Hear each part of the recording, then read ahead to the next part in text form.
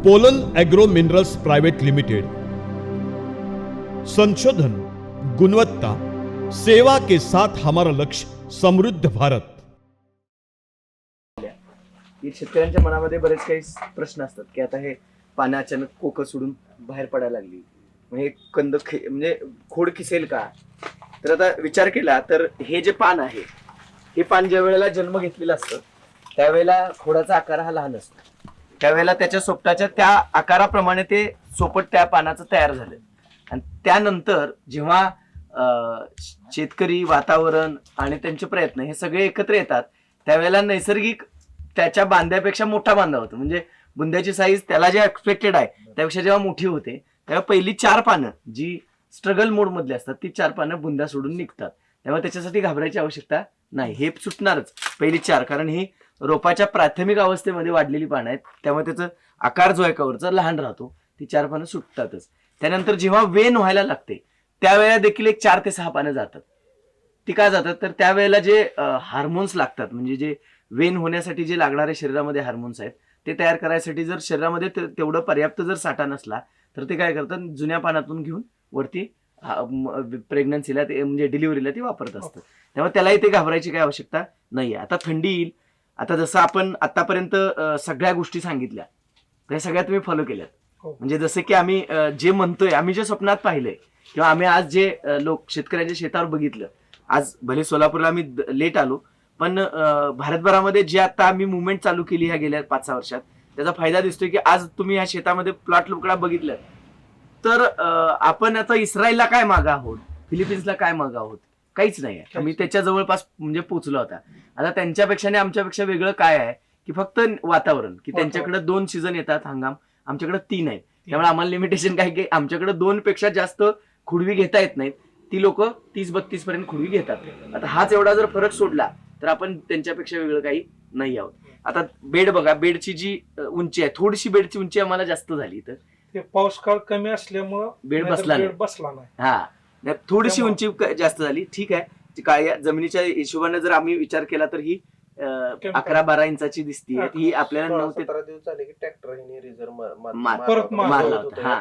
इथं खड्डा झाल्यामुळं ते तुम्हाला बेड मोठा दिसतोय। पण बेसिकली काय की ही मुळी इथं चालेपर्यंत, ती मुळी जेव्हा इथल्या एवढ्या अंतरामध्ये चालते त्यावेळेला ती इकडे उतरायला बघत नाही, म्हणजे आता अशा मुळे आहेत बघा, हे ज्या ह्या मुळे आहेत, ह्या मुळे मग काय होतात की बाहेरून बंद पडतात। पण ठीक आहे, आता ही मुळे जे आहे ही मुळी अन्न घेणारी मुळे आहे, त्यामुळे ती बंद पडली तरी नवीन आणि येतात। ज्या पहिल्या मुळे आहेत त्या निघून गेलेत, म्हणजे ज्याला आधार द्यायचा आहे ते सगळं गेले। जर साधारणतः एकंदरीत प्लॉटकडे बघितलं तर आपल्याला लक्षात काय येतं की वाढ जी आहे, जसं आम्ही सगळ्यांना सांगतो की प्रत्येक पान हे पहिल्या पानापेक्षा 20% मोठं होत गेलं पाहिजे, जे आपल्याला शेतात जाऊन बघायचं आहे। इथं बघितलं तर प्रत्येक पान 20 ते 25% मोठं होत गेले, मोठं होत जातं, ते जायलाच पाहिजे, ते रिवर्स पाठीमागे येता कामा नये, ते इथं दिसतंय। त्यानंतर हे अंतर आपल्याला 30 भर तरी पाहिजे, इथं आपल्याला 20 भर दिसतंय, म्हणजे अजून चांगली गोष्ट आहे। का तर ह्या 2 पानांच्या मध्ये जेवढं अंतर चांगलं असतं तेवढं 2 फण्यांच्या मध्ये अंतर चांगलं पडतं, आणि फणीमध्ये जेवढं जास्त अंतर असतं तेवढं फळाला लांबी चांगली मिळते, आणि लांबी जेवढी चांगली मिळते तेवढं वजन चांगलं मिळतं। हे एकमेकावर अवलंबून आहे। म्हणून आपण खूप सारे शेतकरी काय करतात, अचानक शेवटच्या वेळेला म्हणतात की आता मला अशा काहीतरी फवारण्या द्या त्याने लांबलं पाहिजे, अशा काहीतरी फवारण्या द्या त्याने वजन वाढलं पाहिजे, तर ते अशा काही फवारण्या जगात नसतात। मग काय होतं, दुकानदार, आम्ही कंपनीवाले सगळ्यांना संधी मिळते आणि मग काहीतरी मागताय म्हटलं आम्ही देत राहतो, हे न होईल नाही तर ते न होईल, असं काही होत नसतं। पण हे होण्याची हीच वेळ आहे, आणि ह्या वेळेला जर आपण लक्ष दिलं तर 100% आपल्याला पाठपुढे जाऊन नंतर वेगळं काही करायची वेळ येत नाही। म्हणून आता जेवढ्या आमच्या बैठका चालू आहेत किंवा मी सांगतोय, शेतकऱ्यांना सांगायचा प्रयत्न करतोय की नंतर जागे होऊ नका, 5 ते 7 रुपयाचा दर डोळ्यासमोर ठेवूनच शेती केळी करा। तेवढाच दर ठेवून जर केळी केली आणि या पद्धतीने जे नियोजन केलं तर आयुष्यात आपण केळीतनं कधीही बाहेर पडणार नाही। का तर हे पीक आणि ते आपल्याला देणारं समाधान, बरं पैशातलं अंतिम दरामध्ये मिळणारं समाधान हे एकच दिवसाचं आहे, पण हे जे समाधान आहे वर्षभर, हे समाधान आपल्याला 100 वर्ष जगायला मदत करते। आणि हे समाधान 10 लोक रस्त्याने जाताना थांबणं, विचारणं, किंवा तुम्ही काय केलंय किंवा तुम्ही इतकी छान कशी शेती करताय, याचं समाधान आपण पैशात नाही मोजू शकत। आणि हा करेक्ट आहे, म्हणून आम्ही म्हणतो की तुम्ही सुख समाधान पण घ्या शेतीतनं, कामातनं। पूर्वीची लोक कसं असायची की भारतामधली शेती हे एक कल्चर होतं, म्हणजे ती एक संस्कृती होती, म्हणजे कामाला गेलं तर गीत म्हणून कामं म्हणणं, म्हणजे कामं करणं. त्यानंतर प्रत्येक काम म्हणजे एक प्रोग्राम असायचा. आज अगदी मळणी असली तरी एक प्रोग्राम असायचा. 4 लोकांची एकमेकांची मळणी असायची. तर ह्यामुळे पूर्वीची लोक ही जर तसं बघितलं तर समाधानाने आनंदाने जगायची. आजकाल काय व्हायला लागलं, प्रत्येक गोष्टीत पैसा आला आणि त्या पैसा आणि पैसा ह्या गोष्टीमध्ये माणूस एकटा पडत चालला. आणि ते एकटा पडण्यामध्ये माणूस काय व्हायला लागला, तेच पैसे जे काय मिळवतोय ते सगळे दवाखान्यात घालायला. प्रत्येक माणूस तेच पैसे, म्हणजे ही सुद्धा आपल्याला संस्कृती जपली पाहिजे की 4 लोकांनी एकमेकांना चर्चा केली पाहिजे. नाहीतर आज पहिला काळ आणि आत्ताचा काळ बघा, पहिले लोक ओढून येऊन सांगायचे हे कर बाबा, असं केलं पाहिजे. त्याला जर एखादा माणूस नौका शेतीमध्ये आला तर त्याला शिकवायचे. आजची लोक काय झालेत की काय औषध वापरले त्याची बाटली लेबल काढून फेकतात, काय ते दिसायला कळून. हा जो शेतीमध्ये थोडासा किंवा या समाजामध्ये जो खोटारडेपणा वाढलाय, त्यामुळे होतंय काय की फसगत होतीये. बरीचशी लोक वैफल्यग्रस्त व्हायला लागलेत. त्या शेतीबद्दलचं जे आतून जे मनापासून करण्याची इच्छा जी आहे ती राहिली नाही. आणि त्यामुळं मग यश कुठंतरी लपल्यासारखं दिसतंय. मग शेतकऱ्याला आता इथं समजा ही केळी खूप चांगली आली, खूप म्हणजे खूप चांगली आली. समजा ह्याला 40 किलो म्हणजे 35 किलोची रास मिळाली, 40-45 टनाचे एकूण उत्पादन मिळालं. आणि जर त्याला 7 रुपये दर लागावा किंवा 10 रुपये दर लागला की तो शेतकरी नाराज होऊन जातो. म्हणजे वर्षभर जे काय त्याला समाधान मिळाले ते एका दिवसात निघून जातं. पण जर तुम्ही पहिल्या दिवशीच डोळ्यापुढे ठेवलं की शेती आणि आयुष्य काय एका वर्षाचं नाही, मला 70-80 वर्ष जगायचं बाबा, तर मला एकाच वर्षात पैसे मिळून कुठं पळून जायचं आहे, हा जर विचार करून मी जर केली शेती, तर शेती खूप आनंद देते. कारण प्रत्येक व्यवसायामध्ये मी बघितलंय की भारतामध्ये असू दे, जगामध्ये असू दे, ज्या ज्या मल्टीनॅशनल मोठ्या कंपन्या आल्या, ज्यांचं बघून आपल्याला वाटतं अरे असं आपण पण असायला नको का, असं असायला पाहिजे. पण त्या मल्टीनॅशनल कंपन्या 2 किंवा 3 दशकामध्ये नंतर त्यांचे पत्रे पण विकायला लागतात, इतक्या बकाल परिस्थितीला जातात. याच्यापेक्षा दीर्घायुषी कंपन्या फार कमी. ही जर त्यांची परिस्थिती असली, आपल्या शेतीची अशी परिस्थिती आहे का बघा, पिढी जात चालू आहे. म्हणजे आपली शेती नक्की स्थिर आहे, फक्त आपण समजून घेणं गरजेचं आहे. आपण जे प्रत्येक गोष्ट पैशाला लावायला लागलोय ही योग्य नाही. म्हणजे आज पैशाला हे पीक आता बघितल्यानंतर आता कोणी येईल, म्हणजे आम्ही आता 4 दिवस मिटिंग घेतो, त्यामध्ये जेवढ्या शेतांमध्ये गेलो त्यामध्ये हे सगळ्यात बेस्ट प्लॉट आहे. म्हणजे जेवढ्या प्लॉटमध्ये जिथे तिथे गेलो किंवा प्रत्येक झाड बघितलं तर एकसारखं वाढले, बरोबर आहे की नाही. हा सगळी आत एक कुठेही रोगाचा डाग नाही. ठीक आहे, काय त्रुटी काढायची तर काय काढायची, बरोबर. नमस्कार. म्हणजे ही जी स्थिती आहे, या स्थितीमध्ये जर आपल्याला काम करता आलं तर आपल्याला सर्व शेतकरी बांधवांना आम्ही आता हे चालू केले सगळ्यांना सांगायला की तुम्ही ज्ञान शिकाच, पण त्याबरोबर समाधान पण मिळवायला शिका. नाहीतर प्रत्येक गोष्ट पैशाला नेऊन चिकटवू नका. नाहीतर मग काय होतं, आज तुम्ही ऐकाल माझ्या बरोबर, ऐकताय, सगळं भारी होतंय, परत तुमचं मन चंचल होते की आता मी 40 किलो काढलं, आता 50 किलोवाला शोधतो. पण मग 50 किलोवाला पण मिळाला, मग 70 किलोवाला शोधतो. बरं मग 70 किलोवाला पण मिळाला, त्याच्या पुढे हाईच नाही, मग तर त्या 70 किलोवर मला समाधान नाही, मग त्याच्या पुढे मला काय नाही आहे तरी पण मला मनाला बुद्धीला पटत नाही ना, मग मी आणि काहीतरी शोधायला बघतो आणि मग परत 70 वरून डायरेक्ट 30 वर येतो. आणि मग तिथनं मग माझा कॉन्फिडन्स संपतो आणि मग मी शेतीमध्ये परत दुसऱ्या पिकाकडे वळायला चालू करतो. म्हणजे एखाद्या पिकाबद्दल मला जी संपूर्ण माहिती मिळाली, त्याच्याबद्दल पूर्ण ज्ञान मिळालं, ते सगळं पाण्यात जातं. म्हणून आम्ही म्हणतो की तुम्ही कुठेतरी स्थिर मार्गावरती सगळ्यांनी आपल्याला इथून पुढे जाण्याची गरज आहे, तर ही शेती आमची भारतातली टिकल. नाहीतर जितक्या आता शेतीत उचापत्या चालू झाल्यात, या लेवलला जर अशाच उचापत्या राहिल्या तर मला काय फारसं वर्ष वाटत नाही की शेती कंपन्यांच्या ताब्यात गेल्याशिवाय राहणार नाही. कारण एखादं पीक किंवा एखादं क्षेत्र जर निवडलं तर त्याच्यावर फोकस पाहिजे, कायम फोकस पाहिजे. कारण कुठलंही पीक निवडा. कारण बघा, आज तुम्ही पपई केली तर तुम्हाला हे डोक्यात पाहिजे की मला 60 किलो ते 70 किलो पपई झाडाला आणायची आहे, तर तो तुमचा फोकस पॉईंट तयार झाला. 60 किलो ते 70 किलो किमान प्रति झाड हे माझा फोकस तयार झाला. मग मला 7 रुपये 10 रुपये दर मिळाला तर प्रत्येक झाड मला कुठं ना कुठं तरी 100 रुपये ते 70 ते 90 100 रुपयेकडे जाईल. मी त्याच्यावर मग किती खर्च करायचा मला ठरवतो, मी झाडाला किती खर्च करणार, मग माझं क्लिअरिटी येते. आज जर मला 60-70 किलो माल मिळाला आणि जर 70 रुपयाला 7 रुपयानं जरी लागला तरी 7 49 म्हणजे साधारण 500 रुपयाचं एक झाड झालं, 500 रुपये एक किमान. त्या 500 रुपयामध्ये मला किती निसर्ग अलाउड करतोय, तर मला निसर्ग अलाउड करतोय की मी एकूण उत्पन्नाच्या 30% खर्च करायला पाहिजे. तर मग 5 त्रिक 15 150 रुपये मी झाडाला खर्च करणार, त्यापुढे नाही करणार. तर मग माझं डोकं, मग मी ज्ञानाकडे जायला पाहिजे. मला 150 रुपये मध्ये 70 किलो माल कसा काढायचा. मग ते बेरीज मी डोकं लावायला पाहिजे. रोज असे नवीन लोक शोधायला पाहिजे, अशी पुस्तकं शोधायला पाहिजे, असे ज्ञानी शेतकऱ्यांचं ऐकलं पाहिजे. मग माझा फोकस चेंज झाला. आता शेतकऱ्यांचा फोकस काय आहे, दर किती लागेल, कुठल्या महिन्यात लावू, आणि सध्याच्या काळात शेतकरी कॉपी करायला लागलाय. कॉपी करायला कॉपी का करायला लागलाय, समजा यांनी केळी लावली हा आणि शेजारी डाळिंब आहे. हा. डाळिंबात सक्सेस झाला आणि केळीला समजा वावरेज नाही भेटले किंवा पैसे नाही झाले की तो रोटरतोय लगेच आणि डाळिंब लावतोय. आणि मग त्याला दोघं जमतंय म्हणून ह्याला जमत नाही.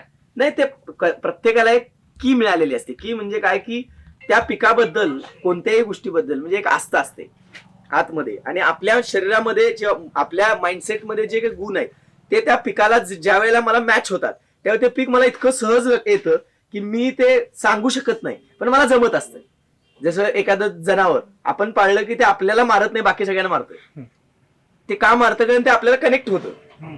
मग दुसरा म्हणतो की तुलाच कसं काय मारत नाही, असं म्हणून चालणार नाही, कारण ते त्याला कनेक्ट आहे, त्याचं संगोपन त्यांच्याकडे आहे. मग असे ते बैल किंवा ते जनावर दुसऱ्याला विकलं तर ते बरेच दिवस स्ट्रगल करत असतं, कारण ते तुमच्या शोधात असतं, तुम्हाला ती सवय लागलेली असते. ती हॅबिच्युअल मोड जे असतो तो प्रत्येकाला जमन असं नाही, जसं तुम्ही म्हटला. त्यामुळं कुठलंही पीक करा, त्या पिकाबद्दल पूर्ण निष्ठेनं आणि किमान वर्ष ते चाललं पाहिजे. बघा, आता 10 वर्ष जर तुम्ही केळी चालवा, पाठीमागच्या मी आता माझ्याकडे जवळजवळ 31 वर्षाचा इतिहास आहे केळीचा. मी 31 वर्षाचा केळीचा अभ्यास केला. आता मला सांगा, 31 वर्ष ज्यावेळी मी केळीचा अभ्यास केला त्यावेळी मला असं लक्षात आलं की उत्पादन खर्चाच्या कधीही कुठलंही वर्ष हे 30% वरती खर्च घेऊन गेलंच नाही. पण आपण का नाराज होतो, अरे त्या कोविडमध्ये 1.5 रुपयाला केळी गेली. बट ठीक आहे, कोविडमध्ये माणसाला जगायची खात्री नव्हती, तर आपण आता केळीचं काय बघून बसणार आहेत. माणसाला दूध विकता आलं तेवढंच, नाही तर बाकी काही विकता आलं नाही. का आलं नाही, कारण ती परिस्थिती तितकी भयानक होती. त्या परिस्थिती काय रुटीन लाईफ, दैनंदिन लाईफ जीवन नव्हतंच ते. आता त्यालाच आपण समोर धरून आयुष्यभर जर ते घोकत बसलो तर मग अजून आपण मागं फेकलं जाऊ. आणि त्यातल्या त्यात आता स्पर्धा चालू झाली आहे, त्या स्पर्धेत तर टिकलंच पाहिजे, किमान स्पर्धेत तर आपण टिकलं पाहिजे. आणि आज म्हणजे मी जिकडं जिकडं चाललोय तिथं शेतकऱ्यांना मी विनंती करून सांगतोय की तुमच्या घरामध्ये कोण नोकरदार असेल, तुमच्या आजूबाजूला कोण नोकरदार असेल, व्यावसायिक असेल, त्याला बघून तुम्ही जगू नका. 10 रुपयात कसं जगता येईल ते प्रयत्न करा. त्याच्यासारखं जीवन नाही. आपला जो प्रयत्न चालू झालाय, त्यानं बुलेट घेतली की हो बुलेट घेतोय, त्यानं एसटीपी लावला घेऊ डबल एसटीपी लावतोय, काय ते त्यानं 25चा ट्रॅक्टर घेतला घेऊ 35चा घेतोय. हे जे आहे हे बंद करा, काही उपयोग नाही. त्यानं कर्जच वाढणार आहे.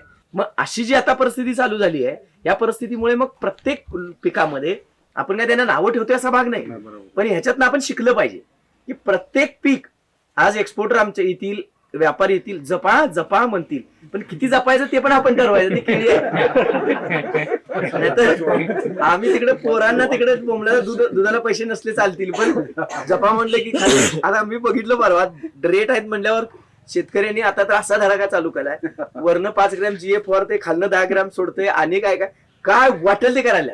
का तर 28 आणि 30 रुपये स्वप्नात यायला. आणि हे चुकलं, हे चुकीचं आहे आणि हे निघून जायला पाहिजे. हे जोपर्यंत निघून जाणार नाही तोपर्यंत पीक तर रुजत नाही. कारण बघा, जळगाव सारखा जिल्हा आहे, ह्या जळगावला 51 वर्षाची केळीची परंपरा आहे. आज 51 वर्ष झाली, त्यांच्याकडे 1.5 रुपये कधी झाले नाही का? स्वाभाविक आहे ना, त्यांच्याकडे 1.5 रुपये झाला. त्यांच्याकडे तर तुमच्यापेक्षा वाईट परिस्थिती अशी आहे की प्रत्येक 3 वर्षात एकदा वादळ येते, न चुकता येते, तरी देखील त्यांनी केळी सोडायला नाही. का सोडायला नाही? कारण ती केळी तिथे रुजली आहे. त्यांना माहित आहे मला केळीतनं एवढे मिळतात, मी निवांत आहे. थंडीच्या पिरियड मध्ये तुम्ही सांगितलं होतं की जास्त थंडी सुटल्यानंतर पाण्याचं संतुलन कसं ठेवायचं. बरोबर, त्याची जरा आयडिया द्या मला. जेव्हा आता बघा, आता पुढचा थंडी सुटणार आहे, हा, पाण्याचं लिमिट कसं ठेवायचं. पीक कुठलंही असू दे, पीक कोणतंही असू दे, जेव्हा आता थंडी वाढेल त्या थंडीमध्ये एक लहरी येतात. लहरी म्हणजे कशा असतात, तर एक दिवस जर 24 तास लहर टिकली की ते बरोबर 72 तास टिकते. ती 72 तास जर लहर टिकली तर बरोबर 7 दिवस लहर ती टिकते. आणि 7 दिवस लहरीने पूर्ण केले की 11 दिवस टिकते. त्याच्या पुढे लहर टिकत नाही. तर हा जो कालावधी येतो हा प्रत्येक पिकासाठी क्रुशल असतो. क्रुशल म्हणजे एकदम अडचणीचा असतो. का असतो, तर जोपर्यंत थंडी पानापर्यंत आहे तोपर्यंत त्रास नाही.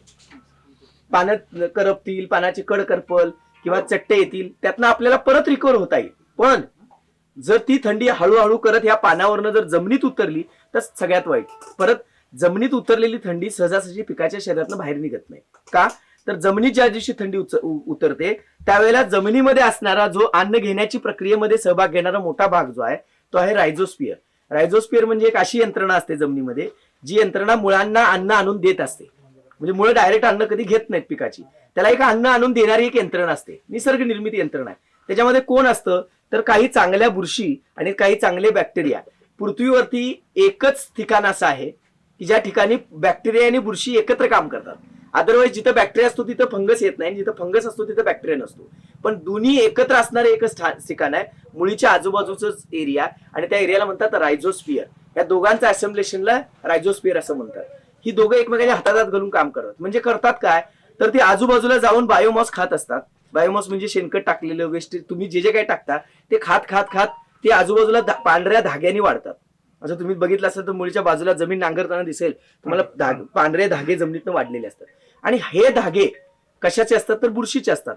त्याच्यावरती काम कोण करतो, असते बुरशीचा धागा, पण काम करतो बॅक्टेरिया. आणि करतो काय तर त्याच्या आजूबाजूला जाऊन जिथं जिथं जिथं जिथं जिथं बायोमॉस आहे तो खातो आणि तिथं ऍसिड सिक्रेशन करतो. आणि त्या ऍसिडमुळं जे रासायनिक खत आहे त्या खताचे बॉन्ड तुटतात आणि मग तो रायझोस्पियरचा धागा काय करतो, त्या बॉन्ड तुटलेल्या रासायनिक खताला उचलतो, आपल्या धाग्यावर घेतो आणि वाहत वाहत कुठं आणतो, मुळीपर्यंत आणतो. आणि मग मुळी त्याला पकडते आणि घेऊन शरीरात जाते. अशी एक यंत्रणा असते. आता जेव्हा थंडी वाढते त्यावेळेला ही यंत्रणा कोलमडते. का तर ही यंत्रणा 22°C पर्यंत कशी बशी काम करते.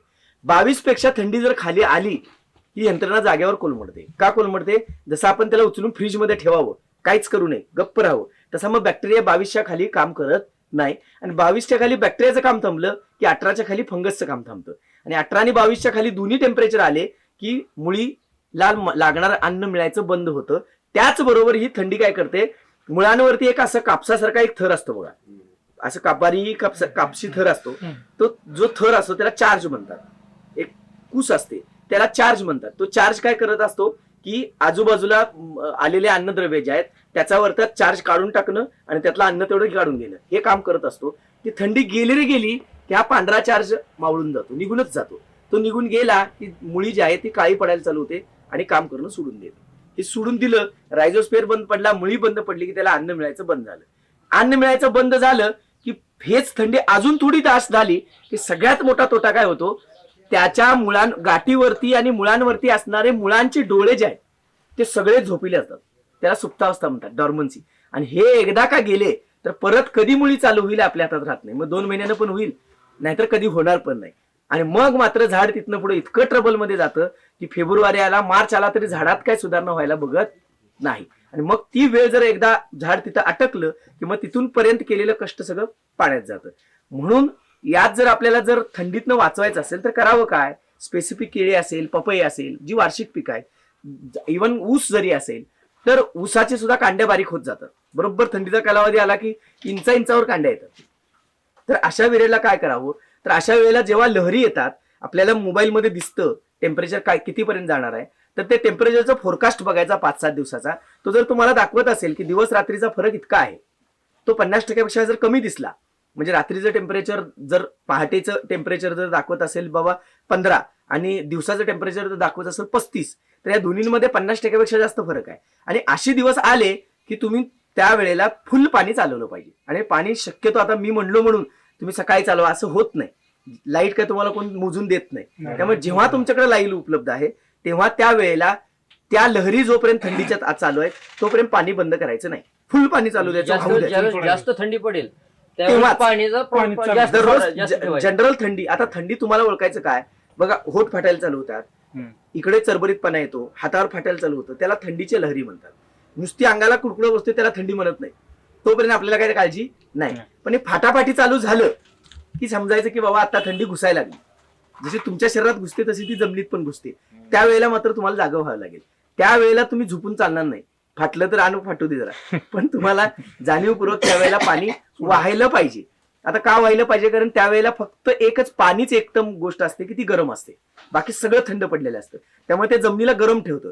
आणि जमिनीला गरम ठेवतं दुपारी पण त्या पाण्याचं जेव्हा वाफ होते त्यावेळी तिची वाफ होऊन ती ह्याच शेतातून वरती जाते. वरती त्याला काय आकाशापर्यंत जागा नसते वर जायला, म्हणजे स्पेस पर्यंत जात नाही. मग ती एका अंतरापर्यंत वर जाते आणि त्यानंतर कोरडी झाली की परत रात्री थंडी आली की तीच वाफ जी आहे ती परत थंडी बरोबर खाली येते. आणि त्यामुळे काय होतं, तुमच्या आजूबाजूचं टेम्परेचर कमी होतं. का तर त्याच्यात पाण्याचे थेंब डायरेक्ट आहे, त्यामुळे थंडी त्या पाण्यावर लोड होते, तुमच्या हवेवर लोड होत नाही. जसं की नदी, कॅनाल, इथं बघा तिथं आजूबाजूला थंडी लागत नाही.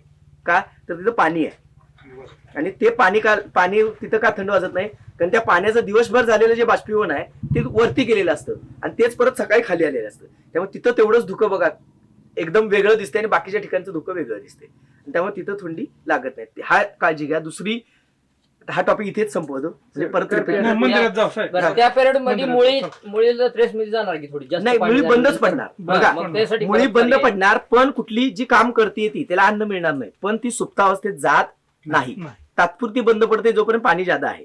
लगेच पाणी कमी झालं परत चालू होती. चालू चालू. होते. का तर तिला आपण बंद पडू दिलेलं आहे, म्हणजे नाही. मुळी बंद पडली पण तिला सस्पेक्ट होऊ दिलं नाही, म्हणजे डॉर्मन्सीत जाऊ दिलं नाही. डॉर्मन्सीत पाणी घालवत नाही, लक्षात घ्या. इथं पाणी आलं की मुळी दुसरी जागा शोधते, तिकडं पाणी आलं की तिसरी जागा शोधते, पण ती बंद पडत नाही, फक्त तात्पुरती वेळ ती मारून नेते. पण जर थंडी त्याच्यावर लोड झाली तर मात्र ते डोळे झोपतात, आणि ते झोपले की मग तुम्ही मात्र नंतर कितीही प्रयत्न केला तर लवकर ते जागे होत नाहीत, किंवा परत आपण रिक्रूट किंवा रिजनरेट करू शकत नाही. आणि कुणाची काही शंका इथे? हा. करप्याला आपण पाणी जादा शोधलं आणि करप्या जास्त तसा अटॅक. आता बघा की ही खूप मोठी, आता असे प्रश्न विचारायला पाहिजे की थंडीमध्ये करपाव डोक्यावर येतो, ही गोष्ट खरी आहे, पण ह्याची पण एक बेसिक थिअरी आहे की थंडीमध्ये त्याच्यातच करपा वाढतो ज्याची मुळी बंद पडते. हे न चुकता लक्षात ठेवायचं. ऍक्च्युली बघा, कुठलीही बुरशी मुली पण पडली तेव्हा करप्या वाढलाच, कारण जे बघा थंडी कुणाला जास्त लागते, ज्याच्या पोटात अन्न नाही, जे उपाश आहे त्यालाच थंडी बोचते, बरोबर आहे की नाही. जर पोटभर जेवला त्याला फारशी थंडी, एक 5 मिनिटं थंडी वाजते जेवल्या जेवल्या, पण त्यानंतर 5 ते 10 मिनिटांनं तो माणूसच गरम होतो. का? कारण जेवल्या जेवल्या त्याला लागणारे पहिले पाचन यंत्र बनवण्यासाठी जे काय लागणारी एनर्जी होती ती फक्त वापरली गेली, त्यामुळे सुरुवातीला थंडी वाजली. त्यानंतर एकदा ऊर्जा तयार झाली, अन्नाची ऊर्जा तयार झाली की शरीर निवांत होतं. तसं याला खायला जर मिळत राहिलं तर ते थंडीला जुमानत नाही, मिळालंच नाही तर ते मग थंडीलाच बळी पडतं. थंडीला बळी पडले की रोगालाही बळी पडतं. आता गमतीचा भाग बघा, जेव्हा जेव्हा जेव्हा जेव्हा बघा, आता द्राक्षवाले शेतकरी आहेत, आता आमचे झिरपे साहेब द्राक्षात काम करतात, त्यांना विचारलं, जर रात्री झोपेत उचलून विचारलं की आता थंडी वाढली बघा, मग आता रोग येतील का, ते म्हणतात नाही, आता कशाला रोग येतात, झाले की निवांत. आता गोष्ट खरी आहे खोटी? कारण थंडीमध्ये कोणताही रोग जंतू वाढत नाही, उलट आहे. का वाढत नाही? कारण टेम्परेचर जेव्हा 30च्या खाली येतं तर कुठलीच बुरशीला वाढताच येत नाही. उलट द्राक्षाला थंडी पडलं की औषधं फवारायची बंद करतो आणि मग टॉनिक फवारायला चालू करतो. ही फॅक्ट आहे बरं का. त्याला माहित आहे, आम्हाला सांगायची गरज नाही, त्याला क्लिअर माहित आहे की थंडी वाढली, थंडी बसली की त्यानंतर बुरशीनाशक जवळजवळ बंद, किंवा कधीतरी उगाच लय सवय आहे म्हणून 10 दिवस 12 दिवसात नाही एखादं, नाहीतर मग तो परत पिजारच्या मागे लागतो. हा बस, बाकी तेवढंच 1-2 वेळेला, नाहीतर अदरवाईज तो जास्त सिरियस घेत नाही. का सिरियस घेत नाही? त्याला माहित आहे आता रोग वाढत नाही. का रोग वाढत नाही? कारण आपण फ्रीजमध्ये एखादी गोष्ट ठेवली तर ती सडते का? तर बिलकुल नाही. ना तेव्हा बॅक्टेरिया वाढतो ना तेव्हा बुरशी वाढते. का? तर त्याला कुठलाही प्रकारचा बॅक्टेरिया वाढण्यासाठी 2 गोष्टी लागतात. एक लागतो पीएच, ज्याला सामू म्हणतो. तो सामू कधीही वाढण्यासाठी कधी लागतो तर 5.2च्या वर लागतो. 5.2च्या वरचा पीएच आणि वातावरणातलं तापमान 28च्या वर, ह्या 2 गोष्टी जेव्हा एकत्र येतात तेव्हाच बॅक्टेरिया आणि बुरशी वाढतात, अदरवाईज वाढत नाही. म्हणून प्रिझर्वेशनला काय केलं जातं की कोणतीही गोष्ट लो पीएच ला आणली की त्याच्यात कुठलाही बॅक्टेरिया आणि फंगस वाढत नाही. समजून घ्या, कधीही लक्षात ठेवा. म्हणजे केळी सडते पण संत्री सडायला जात नाही. का नाही? आणि त्याचा पीएच मुळातच 1.3 असतो. हा फरक आहे, आणि हा फरक आपल्याला लक्षात आला पाहिजे. म्हणून जेव्हा थंडी येते त्यावेळेला रोग येतो का? तर 100% येतो. पण कुठल्या रोपांमध्ये जास्त येतो? ज्याची मुळी बंद पडली आहे आणि आपला लक्ष वरती आहे, तर आपल्याला त्याच्याकडेही लक्ष द्यायला पाहिजे. मग आपल्याला त्याच्यावर दुसराही सोल्युशन की बाबा थंडी सुरू होती आणि ज्यांची केळींची वेण व्हायची, जशी आता हे बाग आहे, तर ह्या शेतकऱ्यांना आमची कायम विनंती राहिली आहे की तुम्ही थंडीची वाट बघू नका, रोगाची वाट बघू नका. आता वेळ आहे ना, रोग दिसत नाही आहे ना, दिसला तर खाली नाभेवर दिसतो, इथे पुश करून बघायचं. इथे आता रोग नाही म्हणायचं नाही, इथे काळं दिसतंय बघा, पोटावर ते आलं सगळं. तर इथं आता फंगसची स्पोर्स वाढलेत ऑलरेडी, पानावर पर्यंत पोहोचलेले नाहीयेत, पण वाढले ते वयाप्रमाणे ते वाढत चाललेत आणि आपल्याला कळत नाही.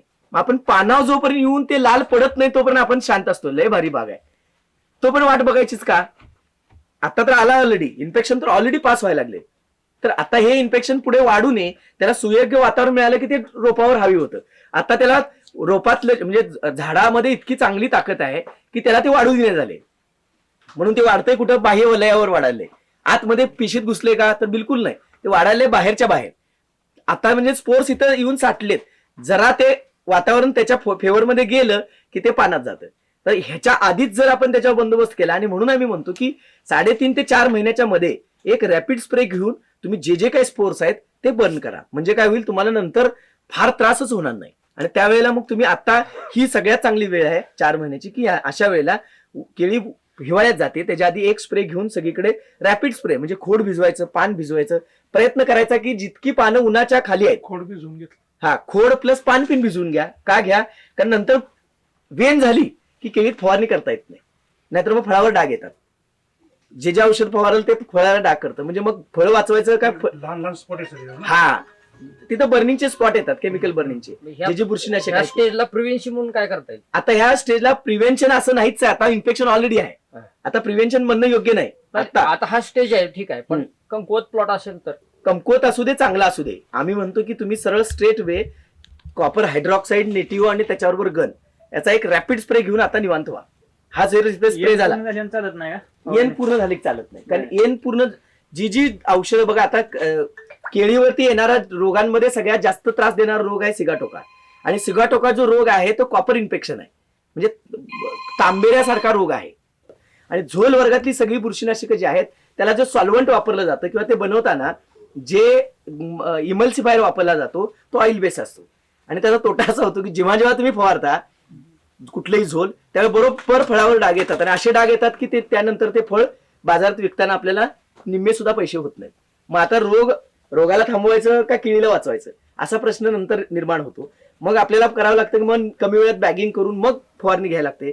मग एका वेळेस आपली वेत नाही तोपर्यंत गेली पानं छपरावर. हा, म्हणून शक्यतो करा असं की वेन व्हायच्या आधी एक रॅपिड स्प्रे घेऊन शांतीत राहिलं की परत नंतरचे खर्च आपल्याला जास्त करायची गरज नाही.